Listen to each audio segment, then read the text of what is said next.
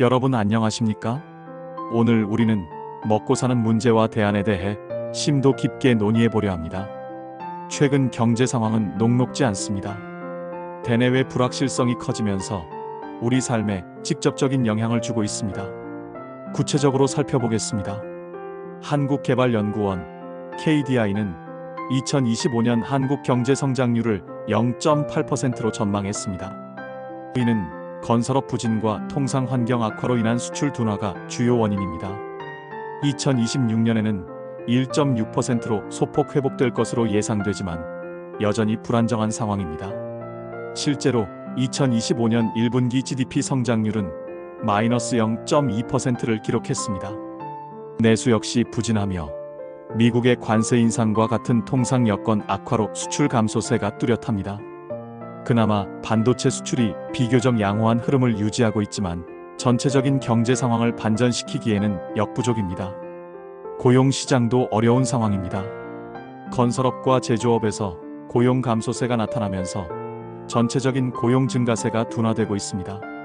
물가 상승률은 2% 내외를 유지하고 있지만 체감 경기는 더욱 악화되고 있습니다. 전국 불안과 대외 불확실성은 소비자 심리를 위축시켜 소비 회복에 어려움을 더하고 있습니다. 이러한 경제적 어려움 속에서 정부는 다양한 지원 정책을 추진하고 있습니다. 기획재정부는 민생 경제 회복에 집중하여 신속한 재정 집행, 소비 회복 촉진, 국내 관광 활성화 등을 추진하고 있습니다.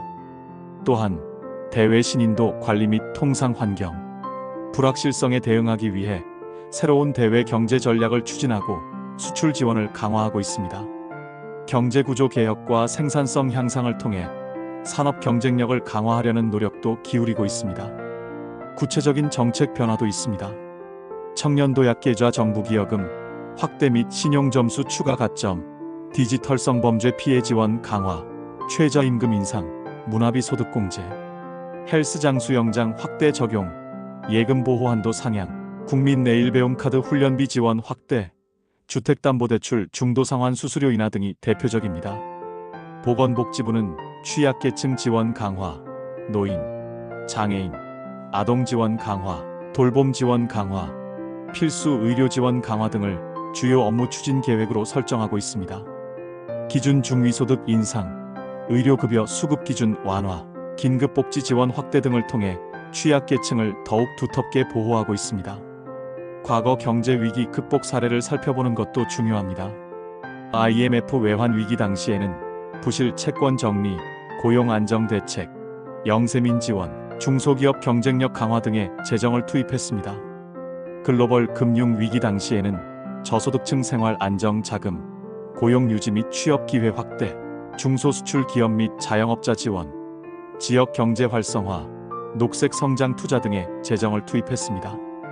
코로나19 팬데믹 시기에는 자영업자, 소상공인, 중소기업, 취약계층, 위기 가구 등의 재정 및 금융 지원을 제공했습니다. 물론 해결해야 할 과제도 남아 있습니다. 미국 관세 정책, 글로벌 경기 둔화 등 대외 경제 상황이 한국 경제에 미치는 영향에 대한 지속적인 모니터링이 필요합니다. 가계부채 증가 및 주택시장 과열 등 금융 불균형 위험에 대한 관리도 중요합니다. 취약계층 지원과 함께 경제구조 개혁을 위한 정책적 노력을 지속해야 합니다. 결론적으로 우리는 먹고 사는 문제에 직면해 있으며 이를 해결하기 위한 다양한 대안을 모색해야 합니다. 정부의 정책적 노력과 함께 개인의 노력, 그리고 사회 전체의 협력이 필요합니다. 감사합니다.